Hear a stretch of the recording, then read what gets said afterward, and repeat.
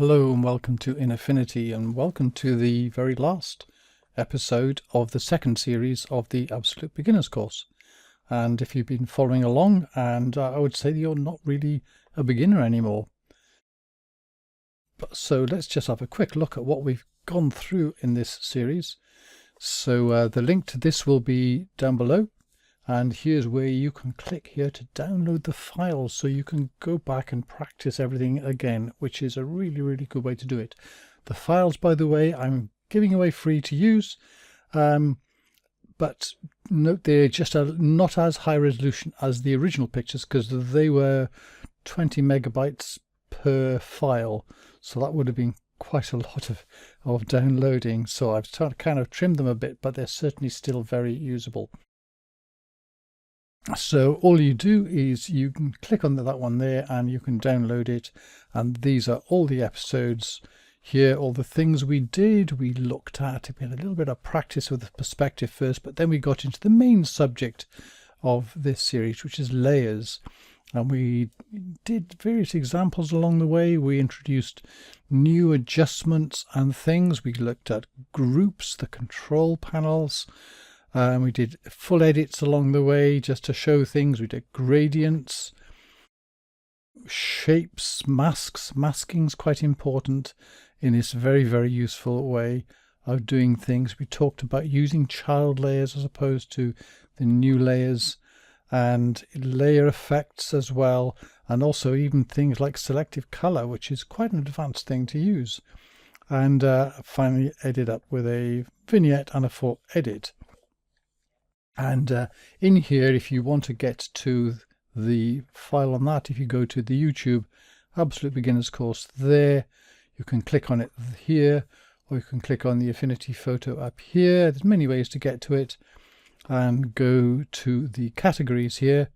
Then you see the very first one is the Absolute Beginners course, and here we got every episode from series 1 and down to series 2. And so you can click on any one of those, and then you'll get a brief details about it. And if you click on this one here, then you'll get to the actual YouTube.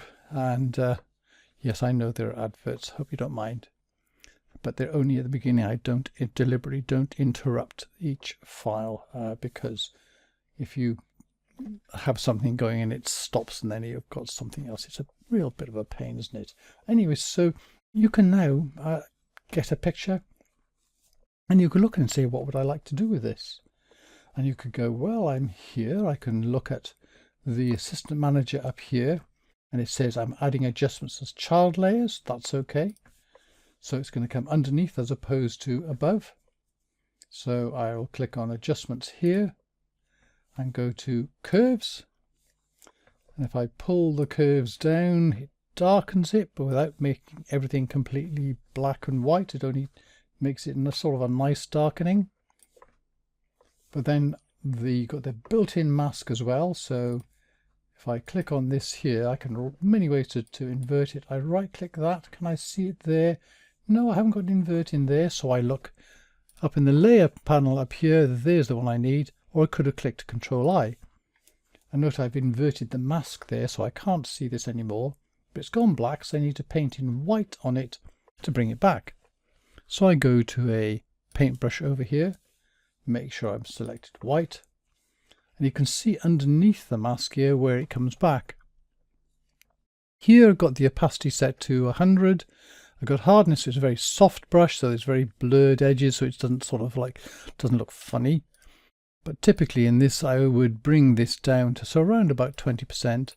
So now I can just sort of paint a bit onto things, and sort of areas I think would be a little bit darker, I can make those just a bit there, and you can maybe in bits of around here and so on, and you can adjust the picture like that. I could then say, well, let's just warm up the picture as well. So I will click down here and say go to white balance, and I can just turn that up here. Just practice with these, play with the sliders, because you can't do any harm here. And because these are layers here, I can turn them off and on again and see before and after all the time, because I'm not damaging my original picture. So this is called non-destructive editing. and so on.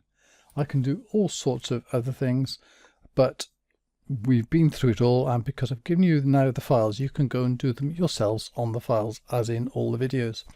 Anyway, that's it. I will be coming back again later on in the year with series 3, and there's always more to do. But now I think hopefully you're really going along with this and enjoying it, because that's what it's about having fun.